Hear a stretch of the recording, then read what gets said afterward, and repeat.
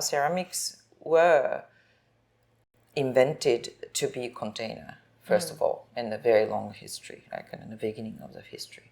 They used to, to carry water or store water or wine or whatever grains it is. And so. Yeah, exactly. And then not only those physical stuff, but the mental or like a spiritual, right? Some religious rituals, the vase or urn is not only for bones, but also like some of us, some Asian countries believe in some spirits and still there kind of thing, right? So, but in those more, let's say, spiritual part of it containers, I thought that it's quite interesting that something invisible becomes visible and a solid object just because we believe it's in there, it's in the container. So that's what I wanted to do. So what should I contain in the container? That was a question.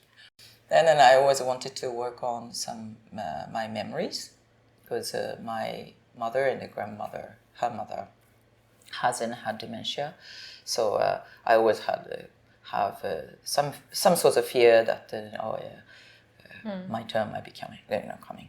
So before that, and then I wanted to preserve my memory somehow, or at least I want to try. And then to me, ceramics might be a very good medium to do that. So that, I started to pick up stones from the place I have memory of. How it started was at some point I realized a piece of rock has a very long history by itself, and hundreds of millions of years of history, because it's been there. Unless you kick it or you just throw it away, it's been there, right?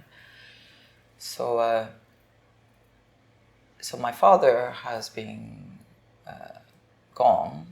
He passed away 10 years ago, but one day I just realized that, okay, if I go back to the local, very tiny park and he used to take me to when I was a kid, the piece of rock might have been there, all right?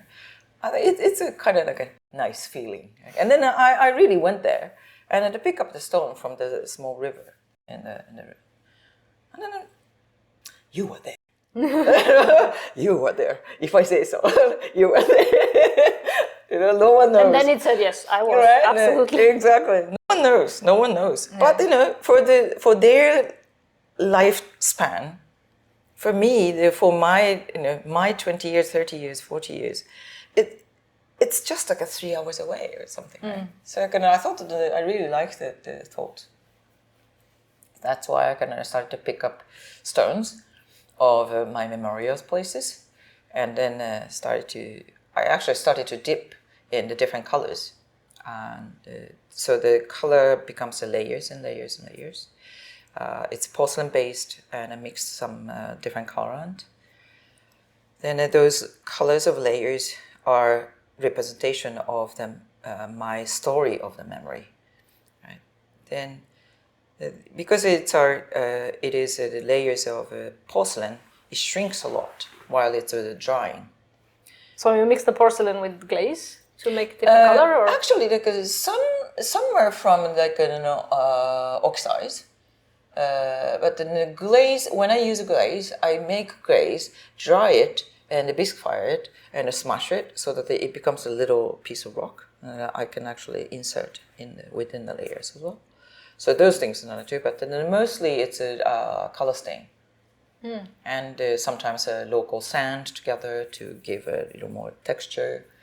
So sometimes I crush some sea glass I picked up. So those things sometimes it's easier.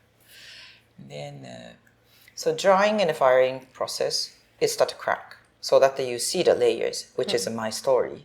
And then you see that inside there's a core, there is a stone, which is a representation, and my memories witness at the stone. But then by firing it, it becomes together, because then it's both minerals. So that then basically they get together Sometimes it turns stone turns into ash. Like this one. I keep it just because it's interesting, fascinating. It was inside for 10 days, and then all of a sudden it just. I guess again it contains quite a lot of calcium in it. So again, I fired it, and then slowly it started to absorb the humidity from the air, and then within 2 weeks it just sort of fell apart. So those things happen.